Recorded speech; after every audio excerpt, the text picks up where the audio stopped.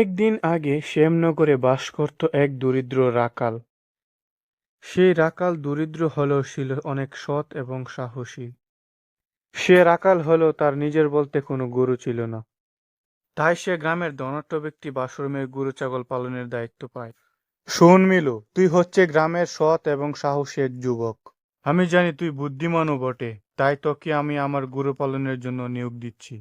তোর সততা এবং পরিশ্রম আমাকে মুগ্ধ করেছে, তাই আজকে থেকে আমার গুরু দায়িত্বগুলো তোকে দিলাম।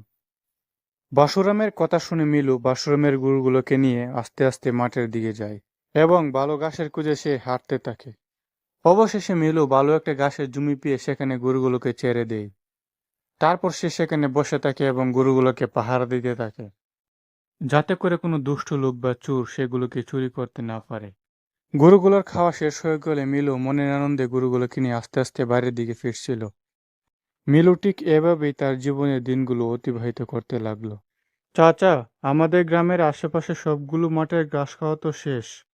এখন মনে হয় না আর আমাদের গ্রামের মাঠগুলোতে ঘাস পাওয়া যাবে। তাই আমি ভাবছিলাম কি, আমাদের পাশের গ্রামে দূরে এক মাঠ আছে, শুনেছি ওখানে নাকি প্রচুর ঘাস, তাই ভাবছি ওদিকেই যাবো আজকে।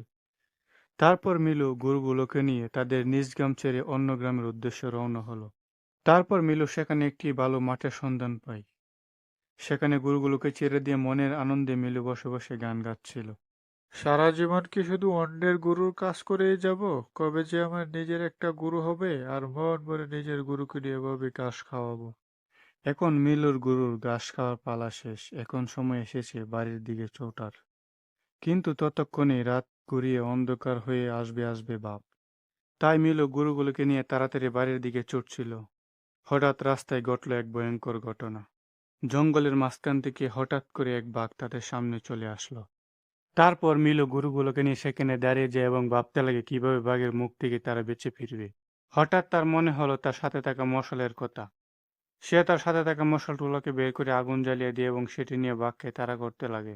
তারপর বাঘ আগুনের মশালকে দেখে ভয় পেয়ে সেখান থেকে দৌড়াতে দৌড়াতে পালাতে লাগলো। বাঘ পালিয়ে যাওয়ার পর মিলু আস্তে আস্তে গরুগুলোকে নিয়ে সে গ্রামের দিকে হাঁটতে শুরু করলো।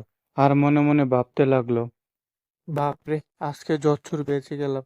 আর কখনোই ওই গ্রামের দিকে যাব না।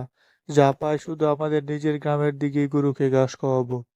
তারপর মিলু বাড়িতে এসে বসুরামকে সব ঘটনা খুলে বলল এবং তার সাহসিকতার বর্ণনাও দিল। বাসুরাম মিলুর এই কথা শুনে অনেক খুশি হলো এবং তাকে পুরস্কৃত করার সিদ্ধান্ত নিল। তারপর বাসুরাম মিলুর উপর খুশি হয়ে তাকে একটি গরু উপহার দেয় এবং মিলুর মনের আশাটাও পূরণ হয়ে যায়। শোনো মিলু, তোমার এই উপকারের কথা আমি কখনোই বলবো না। তোমার সাহসিকতার অনেক গল্প শুনেছি, কিন্তু আজ তার প্রমাণ পেয়েছি। তাই আমি খুশি হয়ে তোমাকে একটি গরু দিলাম। আজ থেকে এই গরুর মালিক তুমি।